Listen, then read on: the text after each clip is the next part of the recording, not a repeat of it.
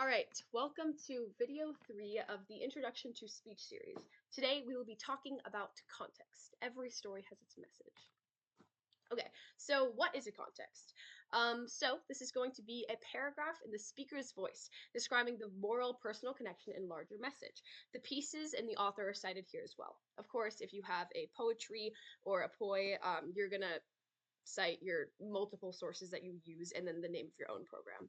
So it's going to be around 1 minute to 1 minute and 30 seconds into your piece, and it's often one paragraph, more like 4 to 5 sentences, I want to say. So you'll get a better idea of this, but basically, it's the first time that the audience gets to actually see the voice behind the work. So it's the message, the personal message, the moral, the personality, the voice that the purpose for writing this entire, presenting the piece. So I'd say it's a really important part, and it really could set your piece apart. And it's all about how you present your message.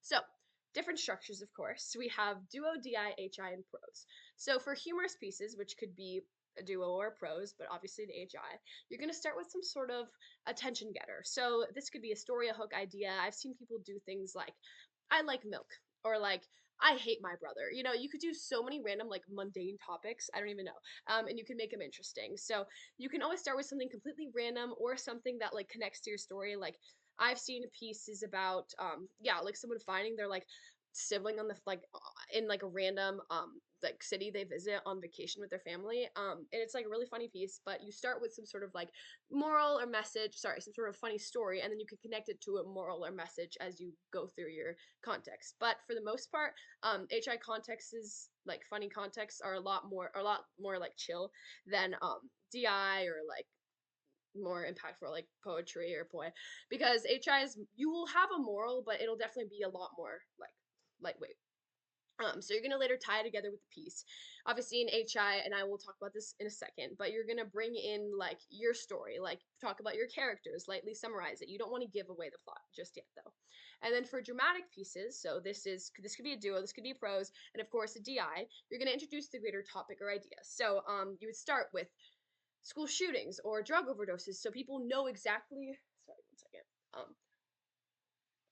So people know exactly what your piece is about almost like as soon as you step into your context. You want to start with a quote or statistic or something maybe that's happening nationally. A lot of people that do more dramatic pieces are taking inspiration from something that's going on in like the political sphere of things, something socially, culturally that's happening, something that people understand and can relate to, and something that people want to hear more about and listen to. So that's just like the initial differences, but we'll get to the rest in a second. Okay. Next, you want to lightly summarize the story and the main characters without spoiling the plot. So you'll see this in a second, but you're basically going to initially bring in your topic. You want to, for HI story, and then you're going to connect it to a light summary. In this story, Carol, a mother, deals with this, or it's, you want it, if it's something like Mean Girls or something, you can be like, um, Katie Heron and blah, blah, blah, blah, deal with this as they go through this. But and you'll basically just allow people to understand the general idea of your story and how it connects to your initial part. So next, you want to leave listeners on somewhat of a cliffhanger. You want to let the audience figure out how the protagonist will figure everything out. Mm. So for HI, you want to play more with curiosity. Like it's definitely lighter, so you're like, will he find his sibling? Does this so will he figure out what to do with this last 24 hours on Earth? Or something lighter. For DI, most competitors already know the general direction of the story, right? Because in your context, you're not trying to keep it a secret. You have a message, you want to share it. So you're going to focus on that moral, and I would say leave with some sort of like call to action. Because for DI, you have a purpose. You have a stronger purpose of why you're talking about this. And you want to be like, if it's about school shootings, for example, which we'll see an example for in a second, but you're going to be like, this is absurd. Like, we need to call an action towards this. Like, what some things about gun laws. If you want to stay away from politics, you can just talk about like, I don't know, the social implications of all of these. You can talk about like how we need to have more, Alexa, stop. We need to have more mental health services that aid people that have been in shootings. Um, it could really be a variety of things. That's what I'm saying. There's so many niche ways to approach topics. It's just really fun once you get involved. And then you obviously want to end on your title and your author. So here's an example DI context. Hopefully this will give you a better idea. On April 20th, oh, sorry, before I begin, this is from the story called A Mother's Reckoning by Sue Klebold. It's the Columbine shooting, which was like the first shooting that happened. It was in 1999, and it kind of like set the stage for all of the mass school shootings that happened in the last 20 years. So it was really big. And this book that I read was from the perspective of the mother. So the mother whose son was the perpetrator, which was a really niche aspect, but it was a really interesting book. It was definitely very moving, and it was very difficult to portray, I want to say, but I really enjoyed doing it because I felt like it was something that a lot of people really weren't thinking about. So you'll see the direction of this context, but I kind of wanted to focus on how sometimes victims are overlooked. So you'll see on April 20th, 1999, Dylan Klebold and Eric Harris walked into Columbine High School fully aware they would never walk out again. Armed with propane bombs and semi automatic weapons, the boys embarked on a rampage that left 12 students and one teacher dead before taking their own lives. The aftermath of that horrific day remains etched in the memories of countless victims and shattered families, including those of the perpetrators.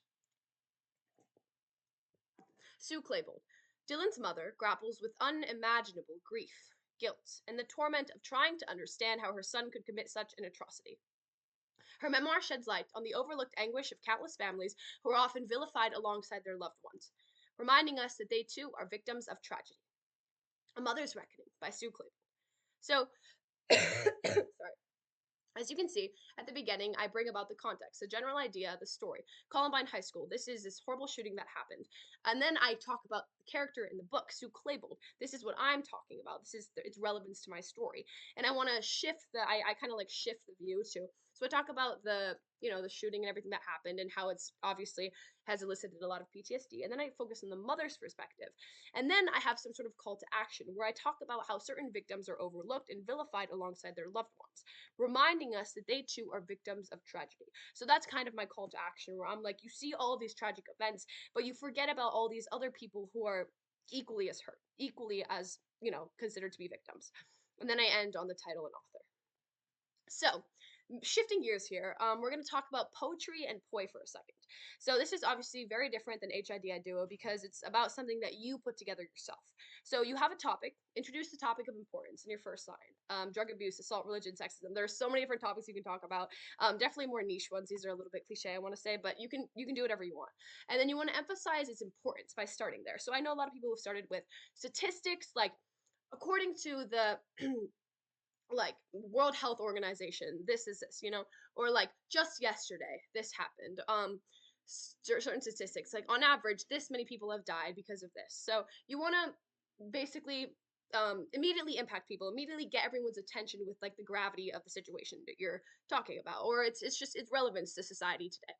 Next, you're going to elaborate on the topic and provide specific examples. So this is when you want to connect to a personal story, like personal prevalence. Like if it's school shootings, I know people who actually, sorry, I know someone who did a piece on like how we are so desensitized to the media because there's so many horrible, horrible things that are happening, like wars, so many random tragic events that happen around the world, and we just completely overlook them because there's so many things that are happening, and the media just doesn't place as much of an emphasis on it as it should, I think, as much of an emphasis to help those people.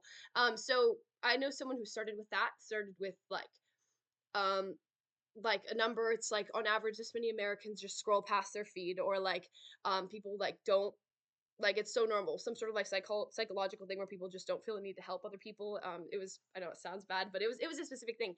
And then you're going to connect to its personal prevalence. Like then you would go, how many of us see something in the news and just move on with our day, move on with our lives? We don't understand the gravity of the situation, right? So that's connecting it to me and you, me and the judge. It's when you really just bring it and you're like, all of us do this as well. This is something that we can change. This is something that we should turn our attention to. So, and it's also really, it's interesting when you find something that really does connect to you because it shows the passion and it just like makes you stand out, right? It's a unique drive that you hold, and it's something that you genuinely want to change beyond speech and debate.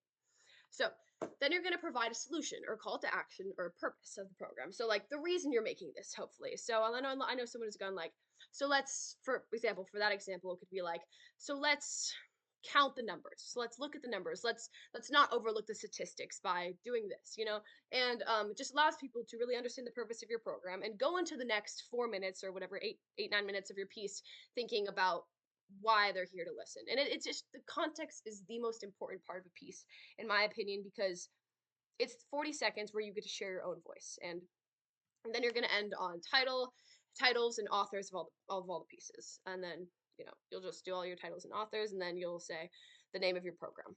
So, name of your program. So you want to come up with a clever, concise, impactful title. You're gonna read the context of my poetry in a second here. It was called Crazy Lady, and it was about how what women are basically considered crazy.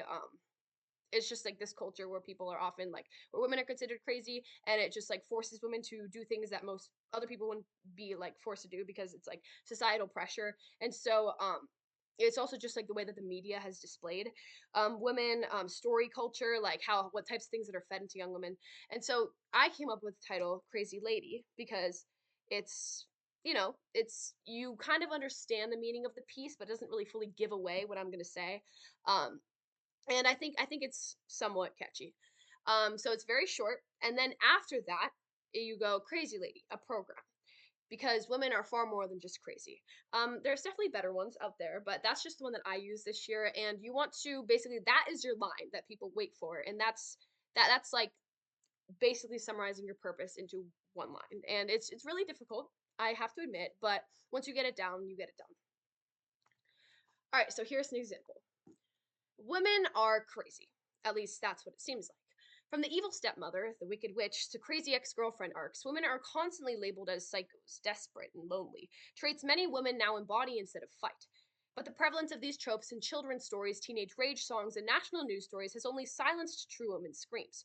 So through Barbie Doll by Marge Piercy, Kill Bill by SZA, The Wicked Witch by Sharon Ashworth, After Love by Sarah Teasdale, Mad Girls Love Song by Sylvia Plath, and We Wear the Mask by Paul Dunbar, Crazy Lady, a program, because women are far more than just crazy. So, as you can see, this is definitely shorter because poetries are 5 minutes. So, you want to not take up too much time for your poetry. You want to keep the same proportions. And then, as you can see, I talk about quick one liner women are crazy.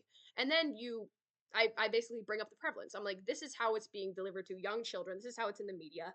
And then I talk about its prevalence, like personal preference, kind of. Because I'm like, women now embody these traits instead of fight.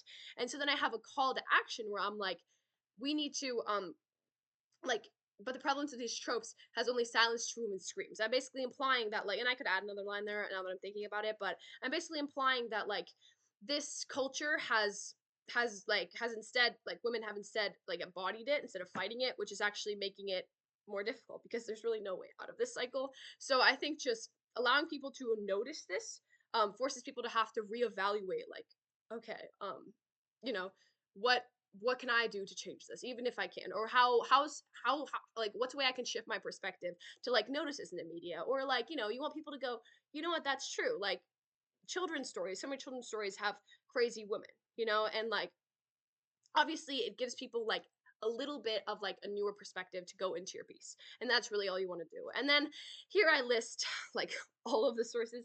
I usually don't do that. You usually do like two or three and then you go and various others, but that's more of the local level. When you're at national level, you want to quote everything because you want to give everyone their credit. Um but yeah, that's just a little shortcut that a lot of people use, and then obviously my program line.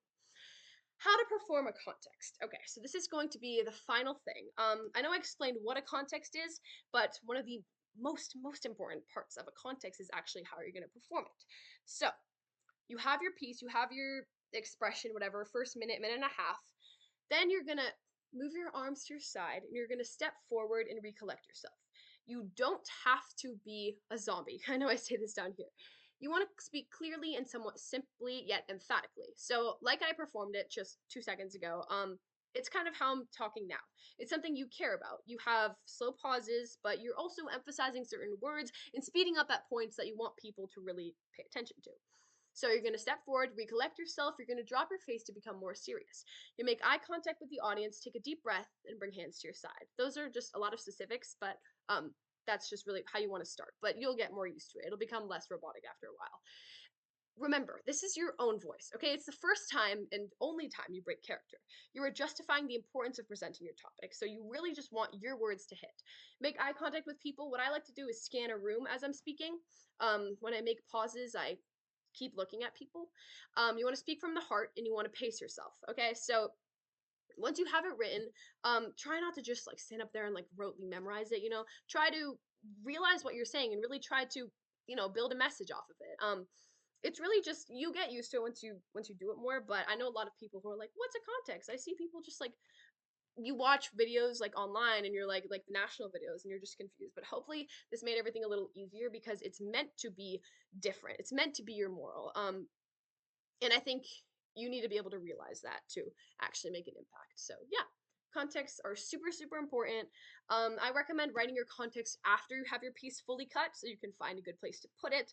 I will say, when you go into your context and when you go out of your context, those are the two times you want to be the most contrasting. So, a lot of people choose something like for HI, something really big right out of their context to snap people back into it sometimes, or for DIs, I know a lot of people who end on some sort of impactful note where you're like, you kind of start to understand what's happening and then they go into their context. So it really just grabs your attention and it gives people a reason to listen to what you're saying. Those are just some more niche things, but for the most part, that is lesson 3 of Introduction to Speech. Thank you so much.